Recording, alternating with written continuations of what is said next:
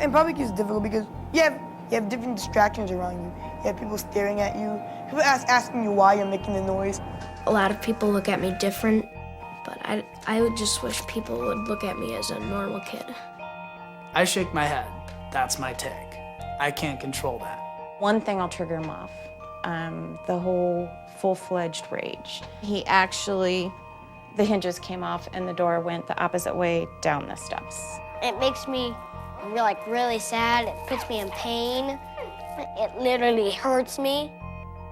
I went back to the doctor and I said, there's something wrong with my child. I'm not a physician, but I'm a mom and I know there's something wrong.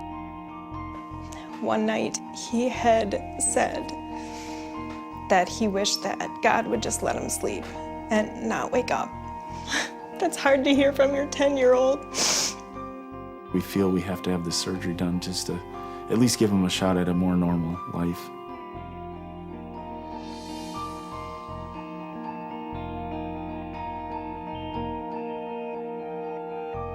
I'm Jonah Hines. I'm Marcus Semi. Jalen Arnold. Colin Schoaf. I have Tourette syndrome. I have Tourette syndrome. I have Tourette syndrome. And I also have Tourette syndrome.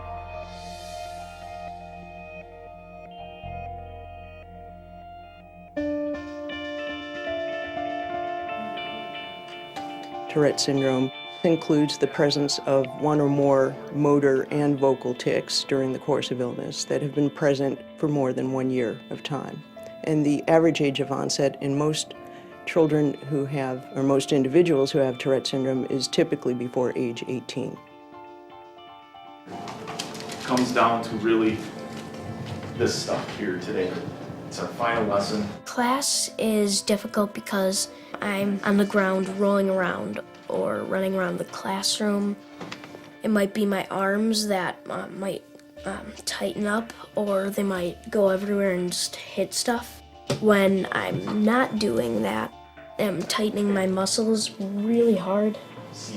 I can't write, I can't really think. A tic is a repetitive stereotypic movement. It's a movement that is irregular in nature. It may wax and wane in severity and in the frequency. It may change in location. And that, in part, contributes to the mystery of Tourette syndrome. That would help. Answer to the previous questions and tell why we would not want to admit somebody to the whole community. It can be distracting a lot of times because when we're trying to work on our homework, it's kind of easy to start watching him. The first time we saw Tourette's show up was actually 2nd grade.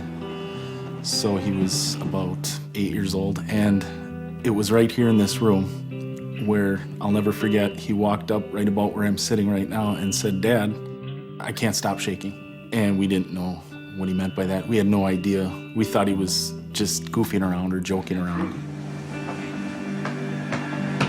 My parents were just kind of saying, well, don't do that, knock it off. And I was just saying to them, I can't.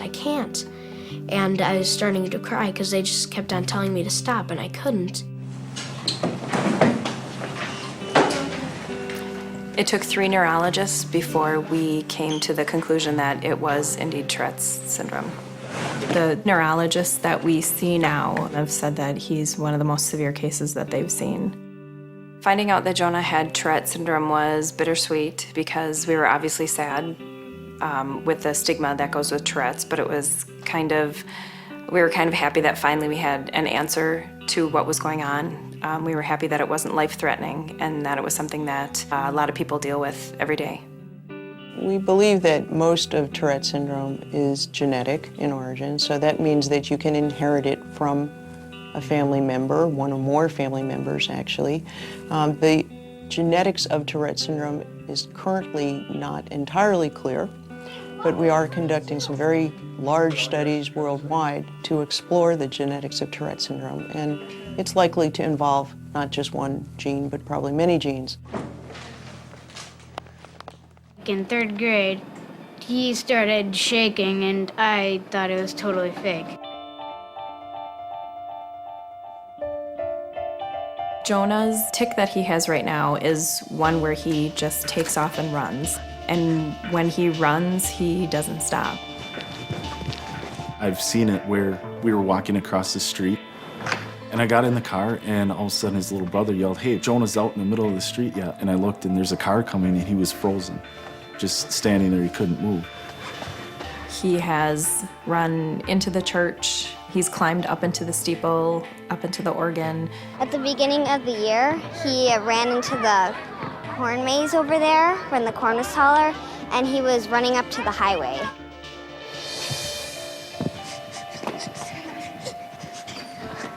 Imagine things that most of us take for granted.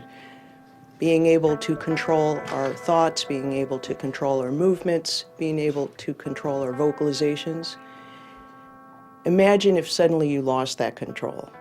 Worse still, that you were constantly thrust in situations where your loss became more obvious and more painful and more misunderstood by others. Okay, I'm done. It's probably 4 to 5 times more tiring than normally running. Yeah. I want to be as normal as I can, so I want to run as little as I can. I want to go on the ground as little as I can. Chamber! The majority of people who have Tourette syndrome actually have relatively mild symptoms. In the case where the symptoms are not so mild, then we have to make decisions. And those decisions are really based largely on that individual's circumstances. We've tried most of the drugs out there available for Tourette's. One thing that will work great for one person will just be disastrous for another. The side effects are unbelievable. Suicidal thoughts, depression, blurry vision. One of their medications caused him to gain 20 pounds in about a month. We did try an experimental drug that's used a lot in Europe. That one, he just slept all day. He said he'd rather shake and rather have his tics than not have them and be so tired. The doctors, they've seen through puberty, tics actually get worse with the hormone changes in the brain, and then they have a tendency to settle down into adulthood. So when he's in his 30s, they think that it should settle down. However, because of the severity of Jonah's, they don't know if he's going to recover into adulthood. And that's 20 years from now. So he's got to live like this for 20 years. The doctor said if your ultimate goal is to not drug him, then he strongly suggested we go with a deep brain stimulation surgery.